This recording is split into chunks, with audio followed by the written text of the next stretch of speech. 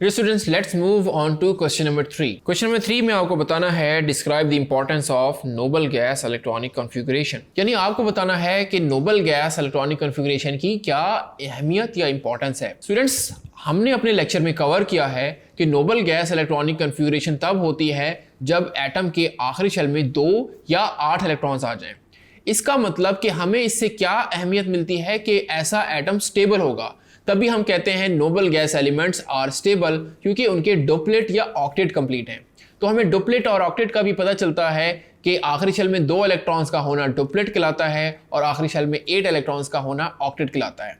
हमें यह पता चलता है कि नोबल गैसेस नॉट रिएक्टिव यानी लेस रिएक्टिव हैं, वो रिएक्ट नहीं करती क्योंकि उनके डुप्लेट एंड ऑक्टेट कंप्लीट हैं, तो वो किसी के साथ केमिकल बॉन्ड नहीं बनाती, वो स्टेबल हैं, तभी हम उनको नोबल गैस कहते हैं। बस यही आप अगर अपने आंसर्स में लिख देंगे तो आपका आंसर्स कंप्लीट हो जाता है।